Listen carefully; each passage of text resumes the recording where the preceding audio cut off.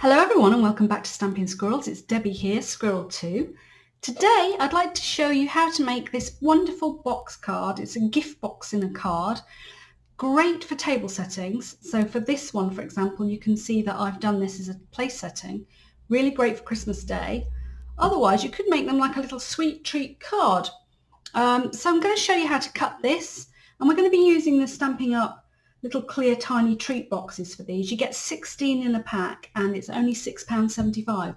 Great value, and they actually take quite a lot of sweets. This one's got some treats in, which I'll show you in a minute. So yeah, really easy to do, a lot easier than you think, and great effect. So let's get started. So the things that you're going to need in order to just make this card is going to be a card base, and in this case I have a card base that measures 4 1/8 by 5 7/8. And you need a piece of cardstock. So if you decided to do it in a different colourway, like I've done with the Brightly Gleaming DSP, that's Night of Navy underneath. In my case today I'm going to use a piece of gold foil. And this measures 5 3/4 by 2 5/16. You need a piece of corresponding DSP that measures 2 1/8 by 5 1/2. And what I've chosen to do is use up some stock from some old Stampin' Up! DSP Christmas papers that I had hanging around. It's a great way to use up really old bits and offcuts and things. And I wanted to make sure that when I make these, they fit in with my Christmas theme for this year. So I'm using these colour schemes, and I'll be using these on my Christmas table on Christmas Day. So this piece of DSP measures 2 1/8 by 5 1/2. And then you're going to need a piece of DSP that fits inside your tiny treat box. So it goes all the way around like so. There's my treats inside. And this piece of DSP measures 1 7/8 by 7 7/8, and we're going to be scoring this piece of DSP in a moment. You need one tiny treat box, so this is what they look like flat packed, and they come with a protective film on it, and we're going to peel that off, and that prevents any scratches and that kind of thing. So a tiny treat box, these are 2 by 2 inches when they're made up. You need a piece of ribbon, and it can be any sort of ribbon as long as it meets and fits in with your colour scheme, or it can be a contrasting piece, of course. That's entirely up to you. And then you need a couple of bits of scrap, some white here, and in my case foil, and that's because we're going to punch these two shapes to go onto the front of the card, as you can see here. So just a couple of bits of scrap to do that. All right, let's get going. First thing we're going to do is we're going to cut the piece of card. So I'm going to bring in my trimmer, and this is going to take a bit of precision cutting, so please bear with me. The first thing you're going to do from the right hand side is you're going to cut at 13/16, and I know that's really precise, so 13/16 of an inch, and I'm just going to kind of point out how you do that. I'm going to use this side of the trimmer so it's easy to do. And in this case, it's going to be 1, 2, 3, 4, 5, 6, 7, 8, 9, 10, 11, 12, 13. Okay. So I'm going to move it up to there. And you're going to actually cut down by 1 3/4 inches. And the best way to do that, I've found, is take your cutter up to the top. You're on the right position. I'm going to turn my trimmer sideways, and I can then see where 1 3/4 is here. So I'm then going to cut down to 1 3/4. Okay. Yeah. Just run it down a couple of times, make sure you're through, because obviously you're cutting through a double thickness. I'm going to bring it back again. Lift it up. You can see that I've got the cut down now. Great. So when you've made your first incision, you're now going to cut at 2 13/16 of an inch. So you're going to place this on here, measure up 2 13/16. So we can count them. 1, 2, 3, 4, 5, 6, 7, 8, 9, 10, 11, 12, 13. Slide it along. Line it up, And like I said before, turn it to the side and cut down to 1 3/4 inches. Give it a good cut because you want to make sure that you've gone through both sides of the card. And when you've done that, just give it a test. That's not quite through, so I'm just going to find my large scissors and I'm just going to encourage that. Okay, and then when you've done that, you want to cut across. So you cut it, so you now need to cut this piece out. And so the way that I do this is that I line up at 1 3/4 inch because that's how far you've gone down. You're going to bring your cutter down here. Again, I'm going to turn it to the side. And I'm just going to make sure that I've lined up like that. And then I'm going to cut across. And you can often feel this give. And don't worry if it doesn't cut all the way through because you can actually trim this up once you cut out your square. So you take the square out, oh, and it's fallen out, and that's great. So that's what you need to end up with. I'm going to flip that back because this is the right way. So if I open up the card base, this is what it looks like, and this gives you then a 2-inch aperture. Great. You put that to one side. Lovely. I'm going to put my trimmer away. Well, actually, I'm not going to put the trimmer away because the next thing I think we should do is just score. While we've got the trimmer out, let's score. So we're going to take this long piece of DSP that's going to go inside the treat box. And you need, so as I just remind you of the measurements again, this piece of DSP measures 1 7/8 of an inch by 7 7/8 of an inch. And because of the dimensions of this box, the best thing to do is to actually score it in centimetres. Now, I personally work out of inches, and I've struggled with this, but it actually gives you a more defined, much better fitting score lines if you actually use centimetres. So we're going to score at 5 centimetres. Let me just find it. I was trying to find 5 inches then. So don't use your cutter. 5 centimetres. This is really easy. 10 centimetres and 15 centimetres. Okay, and then just fold those over and you can see now that you've got a really nice square piece of DSP that's going to go into your box. Let's put the trimmer away. And then it's a case of assembly. So let's bring back our piece of DSP and cardstock. And so this is gold foil. This is an old piece of DSP from a previous Stampin' Up year. I'm using up some old scraps. And I'm just simply now going to stick these two together.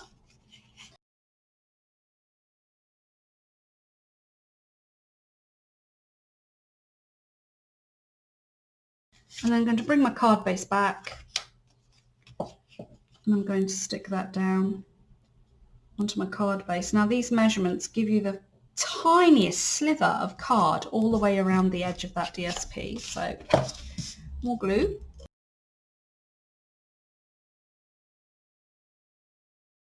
Smashing. And you can see that that brings you right up to the lip of your aperture. I'm just going to turn that over. Give it a nice smudge. Okay, so that's that stage. So the next stage really is you can bring on your tiny treat box. Let's pop that to one side. So as I said, the tiny treat boxes, you get 16 in a pack and they're £6.75. And I think that's just absolutely brilliant value. And to put this together, so this is what I found when I've been putting these together, is they come with all of the score lines. So reinforce all of those. And the flap, like that. And then the same for the bottom.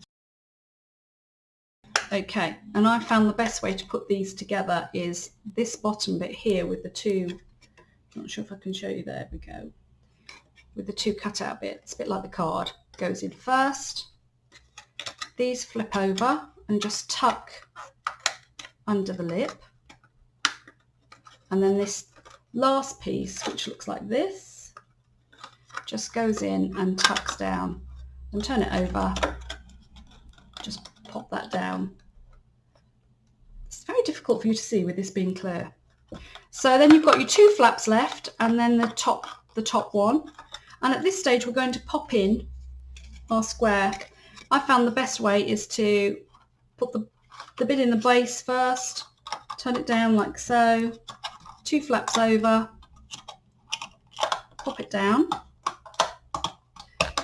Obviously fill it with treats first, and then bosh, that then fits into your card like so. Now, so that's that. Let's pop that to one side because we're doing a bit of stamping now.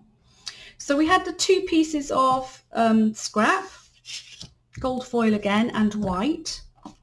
And I'm using punch rather than die. This makes it easy if you're putting together quite a lot of these and you've got a number of people for Christmas dinner, for example, or a dinner party, something like that. So on the white one, we're going to stamp with, and then we're going to punch out on the 2-inch circle. We can do the gold foil one now. So this is the largest starburst sort of punch. I'm just going to pop that in, punch it out, and then I'm going to pop that to one side. And then I'm going to take my piece of scrap back, and so we're going to stamp a greeting on here. I am going to use the same stamp here for the greeting, but I'm going to use it in a different colourway. So this actually says wishing you, and then you're able to stamp a different greeting in the middle, Christmas. So it comes with, do you remember this stamp set from last year, the Yummy Christmas? Oh my gosh, I used this so much last year. So the wishing you Christmas, it's got a gap in the middle, and then you can stamp whichever one of these greetings in the middle. I'm going to use happy.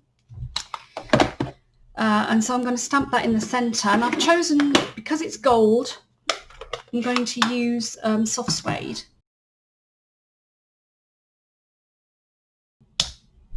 Like so. Pop that away. And then for the centre bit, I've decided to use the Celestial Copper in Delicata. So this was in the Stampin' Up catalogue, and then it didn't become available, and I was lucky enough to get hold of one. I'm going to choose the happy.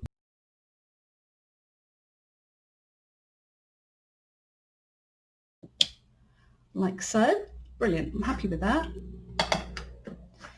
Pop that to one side. Now you probably can't see, but that is really shimmery and coppery, and it's lovely. So yeah, I love that. Great. So that's the 2-inch punch done. Pop that to one side. And I'm just going to finish that off with a little bit of starburst. So again, I'm bringing back an old stamp set, but I really love this little dots and the little stars that's on this Christmas Pine stamp set. So I've picked this one up, and I'm going to do a combo here. So I'm going to start off with the soft suede again. I'm going to stamp all over.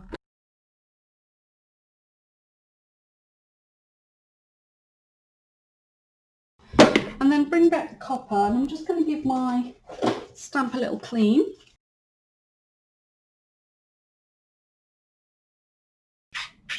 Lovely. Pop that to one side.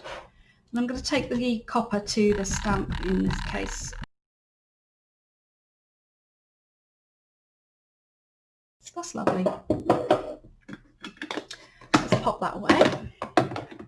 Okay, bring back my gold foil. I'm now going to pop that on dimensionals.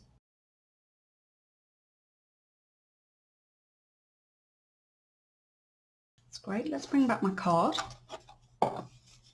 Now, one of the things that you can do, if you think that this part of it is just too white, you can bring back your colour stamp set, whatever you choose, and just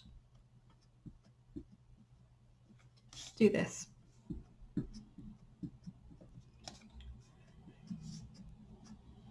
It's a fast way of sponging in a way,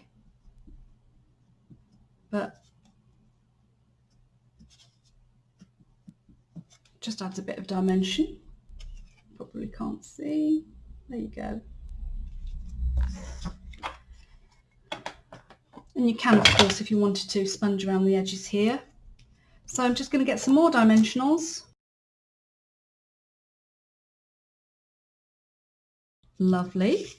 And then what I'm going to do with the box now is that I have this piece of ribbon that I had left over as well. So great way, as I said, of using up all your old stock. And I'm just going to tie that into a bow around the box.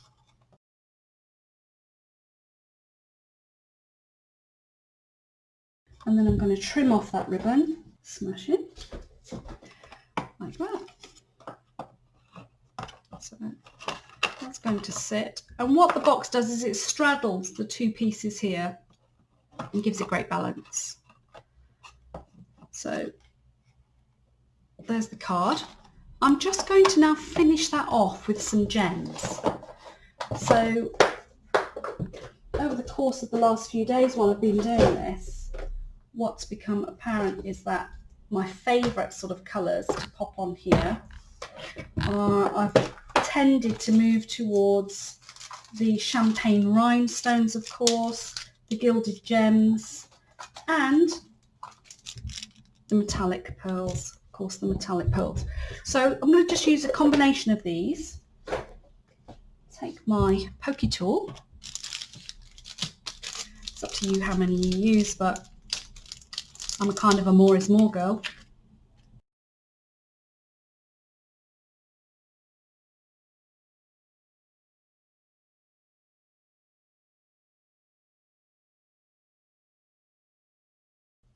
Great. All right, let's pop them to one side. That's great. Put the card on. Lovely. And that's the card. So there you have it. Gift box card. Great for table settings. Really great for just Christmas cards with a little treat inside. What I would say about a Christmas card if you were doing it as a treat, of course, is that you would need to have a deep envelope, unless you do a little bit of a DIY project for your recipient and then give them some instructions on how to pop up the box and fill it with the stuff that you pop in the envelope, etc. But hey, it's all a bit of fun. And like I said, I'm definitely going to be using these as place settings this year. I think they're really great fun and they look so effective. So yeah, hope you've enjoyed it. Gift box card. This is Stampin' Squirrels. Come back again and find our other projects. And we look forward to seeing you again soon.